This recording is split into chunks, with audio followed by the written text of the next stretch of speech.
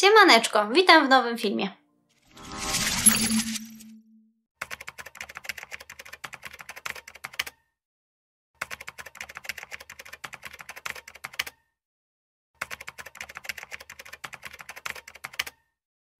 Wiem, że bardzo lubicie na naszym kanale filmy emigracyjne, w których poruszamy różnego rodzaju tematykę związaną właśnie z życiem za granicą.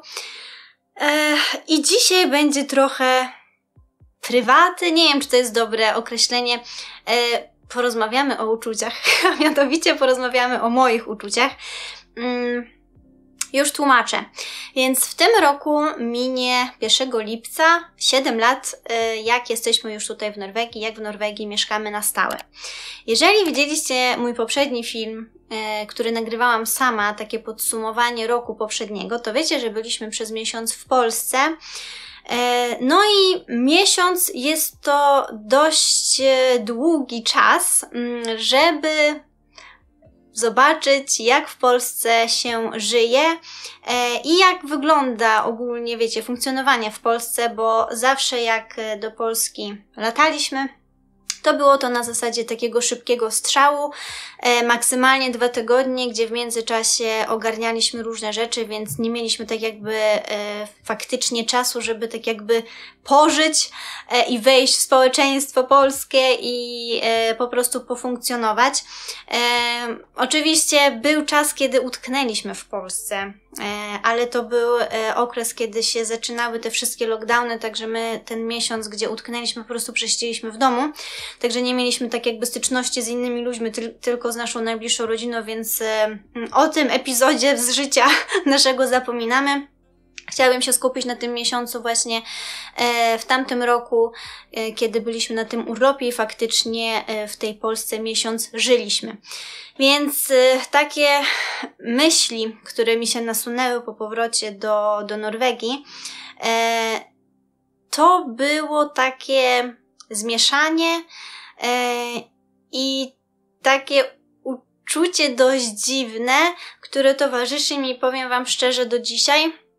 A mianowicie to, że nie czuję się u siebie ani w Polsce i nie czuję się u siebie w Norwegii. Jestem tak jakby zawieszona między tymi 2 krajami. Nie wiem, skąd to się wzięło. Może nie to, że nie wiem. Mam takie, wiecie, przeczucia i wiem, co spowodowało to, że nastąpiło te moje takie samopoczucie, ale mimo wszystko jest to dość dziwne.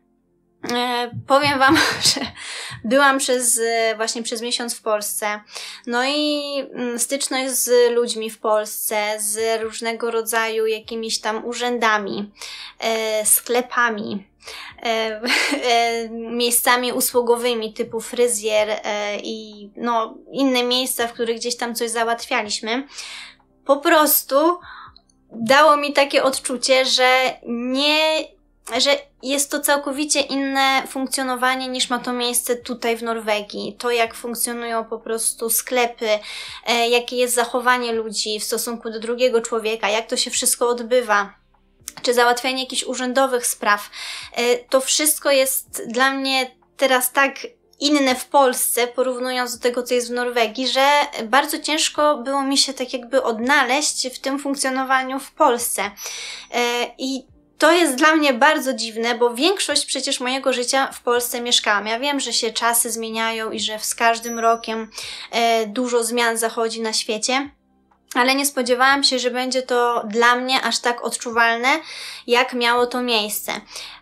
Wydaje mi się, że chyba każda osoba, która wyjechała i przez dłuższy czas mieszka za granicą, ma jakiś taki etap właśnie w tym swoim emigracyjnym życiu, kiedy czuje coś takiego.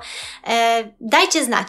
Jestem bardzo ciekawa, bo to jest temat do dyskusji. Bardzo bym chciała poznać wasze historie, jak to wygląda u was, czy wyglądało, czy przeszliście przez ten etap, czy ten etap się utrzymywał u was długo, czy w ogóle tego etapu nie mieliście, no bo nie wiem, ja przez tyle czasu żyłam, że tak powiem, normalnie, a teraz gdzieś jakieś takie rozkminy mnie nachodzą i stwierdziłam, że też się nimi po prostu z wami podzielę, bo wydaje mi się, że jest to ważny temat do poruszenia. Więc No po powrocie tutaj do Norwegii miałam takie swoje przemyślenia, takie swoje rozkminy i właśnie nie wiem, co będzie dalej, nie wiem jak to przetrawić, z której strony to złapać, jak to przerobić sobie w głowie, no bo tak jak mówiłam, jest to temat dość ciężki i może dlaczego nie czuję się w Polsce u siebie, to już Wam tak opowiedziałam, a jeżeli chodzi tutaj o Norwegię, no to cały czas mam takie poczucie, że wiecie, że to nie jest takie moje miejsce docelowe, w którym chciałabym zostać do końca życia. Cały czas traktuję Norwegię jako fajny etap w moim życiu, w którym oczywiście dużo się uczę, zbieram dużo doświadczenia, jakieś tam nauki życiowej, dużo w tym czasie zdobywam, ale mimo wszystko jest bardzo dużo takich sytuacji,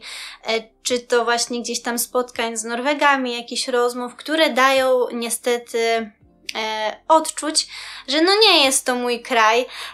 W Q&A Wam mówiliśmy w sumie właśnie, bo byliśmy zapytani o jakieś niemiłe sytuacje, które tutaj mają miejsce, no i mimo wszystko, mimo tego, że staram się jak najlepiej tutaj funkcjonować, odnosić się z szacunkiem do ludzi, z szacunkiem do kraju, w którym jestem i szanować, wiecie, tradycje tego kraju, dostosowywać się do różnych rzeczy, bo wiadomo, że tak jakby ja jestem tutaj gościem i takie mam podejście, że jeżeli przyjeżdżamy do kogoś, to powinniśmy przestrzegać tych zasad, które w danym kraju obowiązują, także ja mam takie podejście i staram się właśnie tak żyć, no to mimo tego gdzieś tam co jakiś czas pojawia się, wiecie, taka szpila, że no jestem tutaj nie u siebie, że to nie jest kraj, w którym się urodziłam, że nie jestem Norweżką.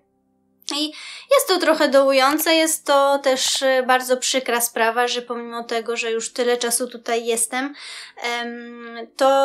to jakieś tam takie sytuacje się zdarzają. Nie jestem osobą, nie tylko mi, że tak powiem, takie sytuacje się przytrafiają, bo mamy tutaj kontakt z wieloma Polakami i niestety gdzieś tam dochodzą nas słuchy, że ich też gdzieś tam takie różne docinki spotykają, więc no, tak to się przedstawia na chwilę obecną. Zobaczymy, tak jak mówię, jak to tam sobie przetrawię, bo staram się, no wiecie, wejść w ten rytm norweski i jakoś to sobie w głowie poukładać, no ale nie jest to takie, wiecie, że na pstryknięcie gdzieś tam w głowie się coś przełączy i zmieni się te myślenie i problemu nie ma, problem znika, bo cały czas gdzieś tam w tej głowie to siedzi. Jestem bardzo ciekawa, jakie jest Wasze podejście, Wasze przemyślenia, nie tylko osób, które mieszkają za granicą, ale też osób, które mieszkają cały czas w Polsce, które nigdy w Polsce nie wyjeżdżały z Polski. Czy zdawaliście sobie sprawę na przykład, że osoby na emigrację mają takie rozkminy? Więc w takim zawieszeniu jestem w tej chwili. Dam Wam na pewno gdzieś tam później znać, jak to wygląda dalej, jak się sytuacja rozwinęła. Czekam na Wasze komentarze, żebyśmy sobie mogli podyskutować. Mam nadzieję, że taki film Wam się podoba i że będziecie chcieli więcej tego typu filmów, bo chciałabym, żeby w tym roku właśnie na kanale pojawiały się filmy, które będą poruszały poważne tematy, nie tylko jakieś tam śmieszne, gdzie będziemy się mogli pośmiać i sobie pożartować, ale też takie tematy ważne, które spotykają wielu ludzi, żeby też dać Wam znać, że na przykład w tej danej sytuacji nie jesteście sami. Dziękuję bardzo, że jesteście. Dziękuję za wszystkie komentarze, które zostawicie. Oczywiście zapraszam na Instagrama, tam też możemy sobie podyskutować i widzimy się w kolejnym filmie już niedługo. Na razie!